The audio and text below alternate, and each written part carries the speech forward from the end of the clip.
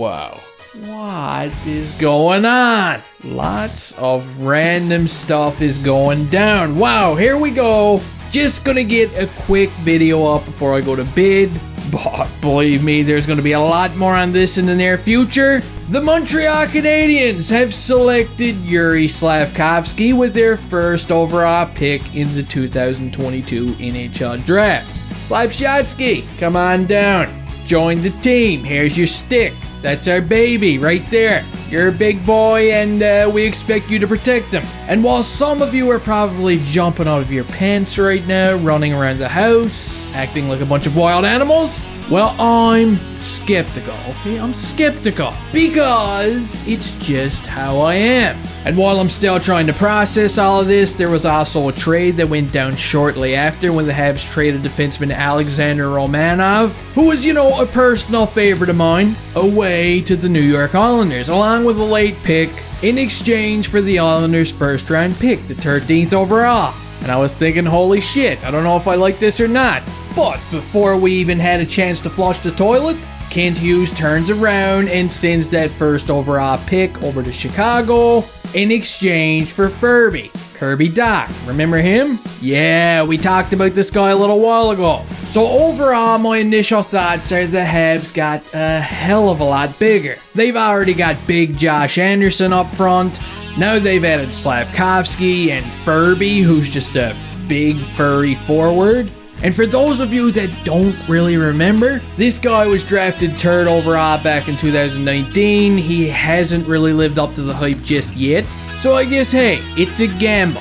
Hopefully he does well because I really like Romanov. And all the big hits that he brought to the Habs blue line. I mean, I do get it that the Canadiens are a bit stacked right now on the back end. But still, Romanov, it did seem like he took some positive strides last year. And I don't really know how I feel about this one just yet. I just really hope that Doc comes in and, puts on his big boy pants, starts using that body and putting up big points like everybody expected him to back when he got drafted. That would be great. Now moving on, and speaking of big boy pants, let's move on and talk about the first overall selection a little bit. Because Grant McKegg was right all along. Did you hear what I just said? He was right all along. My God, the irony of that one. The Canadiens did select Slafkovsky, Broflovsky first, and Shane Wright fell all the way down to 4th overall. Wow, I'd be lying if I said I saw that one coming. But as for Slafkovsky, again, I'm skeptical.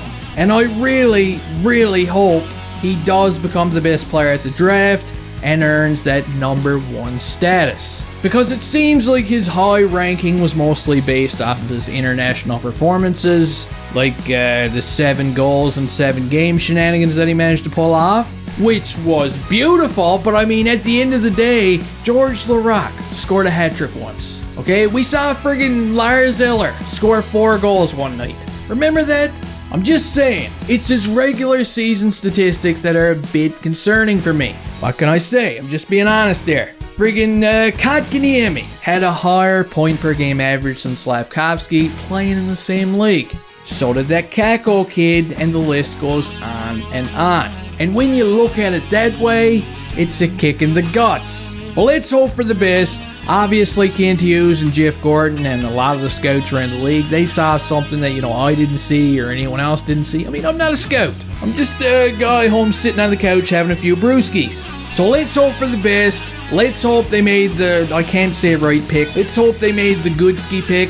It was a Goodsky move. And he goes on to become a big part of the team. So I'm going to conclude this mini rant with, I think what we saw so far tonight are a couple of gambles. Okay, we gambled a little bit. Our new boy, Kirby, he's a gamble. Slafkovsky, I know, I get it. He's already up on a pedestal, but I think he's a bit of a gamble too, no? Maybe. So what are you guys thinking right now? Where do you think these guys are going to play next season in the lineup? Because I'm feeling like Slafkovsky is going to be the winger alongside Caulfield and Suzuki. As for Dach, I think they'll maybe start him as a 3rd line center and maybe force him up into the 2C position depending on how good he plays. But I don't really know. Your guess is as good as mine. Let me know what you're thinking right now down in the comment section, and we'll talk some more about this later.